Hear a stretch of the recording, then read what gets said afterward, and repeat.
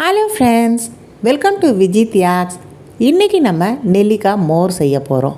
அப்படியே அந்த நெல்லிக்காயோட பயன்கள் என்ன, அதை எப்படி பயன்படுத்தலாம், அதை தான் இந்த வீடியோவில் பார்க்க போகிறோம். நெல்லிக்காய் மோருக்கு தேவையான பொருட்கள் பார்க்கும்பொழுது, நெல்லிக்காய் 1/4 கிலோ எடுத்து கல் உப்பில் ஊற வச்சுருக்கேன். ஒரு துண்டு இஞ்சி, ஒரே ஒரு பச்சை மிளகாய், புதினா, கொத்தமல்லி, 1 கப் நல்ல கெட்டியான தயிர். நெல்லிக்காய் மோர் செய்கிறதுக்கு 1/4 கிலோ இதை மாதிரி எடுத்து 2 ஸ்பூன் கல்லுப்பு போட்டு நல்லா சுடுதண்ணி போட்டு பாட்டிலில் மூடி ஃப்ரிட்ஜில் வச்சுருங்க. எப்பப்போ நீங்கள் நெல்லிக்காய் மோர் குடிக்கிறீங்களோ இதிலேருந்து ஒரு 2 ஸ்பூன் போட்டு புதினா, கொத்தமல்லி, கருவேப்பிலை இதெல்லாம் போட்டு நல்லா அரைச்சிட்டு மோரில் மிக்ஸ் பண்ணி குடிச்சிங்கன்னா அவ்வளோ டேஸ்ட்டாக இருக்கும் இந்த நெல்லிக்காய் மோர். ரசம் வைக்கும்போது நம்ம உப்பு போடாமல் நல்லா இது மாதிரி நெல்லிக்காயில் ஊறின உப்பு தண்ணியை ஊற்றும் பொழுது இந்த எசன்ஸ் முழுக்க பார்த்திங்கன்னா அந்த உப்பு தண்ணியில் இறங்கியிருக்கும். ஸோ இதோட சத்துக்கள் ரசம் மூலமாகவும் கிடைக்கும், இந்த மோரில் போட்டு குடிக்கும்போது மோர் மூலமாகவும் கிடைக்கும். 1/4 கிலோ நம்ம இது மாதிரி நெல்லிக்காய் எடுக்கிறோன்னு பொழுது நல்லா கொதிக்க வச்ச தண்ணியை ஆற வச்சு ஊற்றிடுங்க. அதுக்கப்புறம் கொஞ்சமாக உப்பை போட்டு மூடி ஃப்ரிட்ஜில் வச்சுருங்க.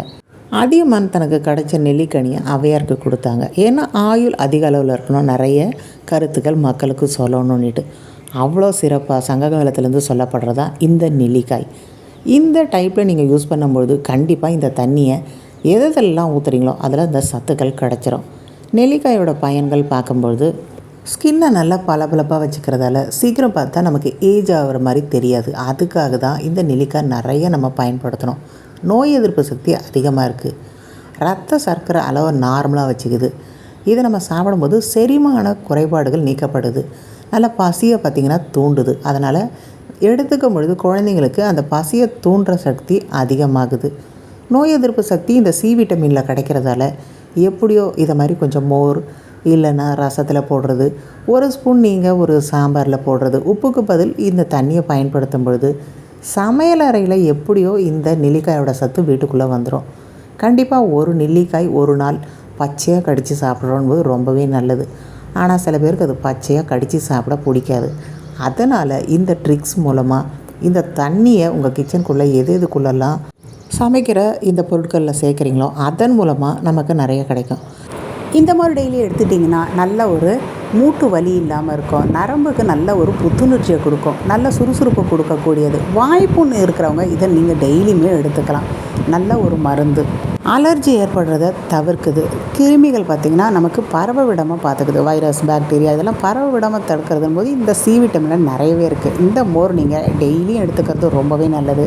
இந்த தண்ணியை ஏதோ ஒரு வடிவில் கண்டிப்பாக நீங்கள் பயன்படுத்துங்க. குழந்தைங்களுக்கு நல்ல கண் பார்வை கொடுக்கக்கூடியது இந்த நெல்லிக்காய் மோர். அடுத்தது பார்த்திங்கன்னா இதில் இருக்க சி விட்டமின் ரத்தத்தை உற்பத்தி பண்ணுது. அதுக்காக நிறைய நம்ம இந்த ஜூஸை இதை அப்படியே புழிஞ்சு நம்ம ஜூஸ் மாதிரியும் குடிச்சிக்கலாம், மோரில் போட்டும் குடிச்சிக்கலாம். தேனில் ஊற வச்சுட்டு அந்த தண்ணியை எடுத்து குடித்தாலும் ரொம்ப சுவையாக இருக்கும். வெறும் வயிற்றில் நெல்லிக்காய் சாறு, நெல்லிக்காய் மோர் இதெல்லாம் எடுத்துக்கும்பொழுது மலச்சிக்கல் பார்த்திங்கன்னா தவிர்க்கப்படுது, அசிடிட்டியும் குறையுது. அல்சர் பண்ணுற பிரச்சனை வராமல் இருக்கணும்னா இந்த மோர் எடுத்துக்கோங்க. செரிமான மண்டலத்தில் இருக்க சுரப்பியை நல்லா சுரக்க செய்கிறதால அந்த வயிற்று பகுதி எல்லாமே பார்த்திங்கன்னா சீராக இயங்க செய்யுது. கண்டிப்பாக இவ்வளோ பலன் தெரிஞ்ச பிறகு ஒரு 1/4 கிலோ இந்த மாதிரி நெல்லிக்காவை ஒரு 2 ஸ்பூன் கல்லுப்பு வெந்நீர் போட்டு உங்கள் ஃப்ரிட்ஜில் எப்பயுமே வச்சுருங்க.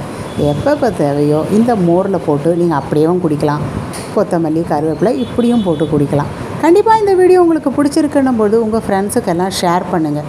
லைக் பட்டனை நீங்கள் லைட்டாக தட்டி விடுங்க. அப்போ தான் எல்லாருக்கும் பார்த்திங்கன்னா இந்த வீடியோ ஷேர் ஆகும்.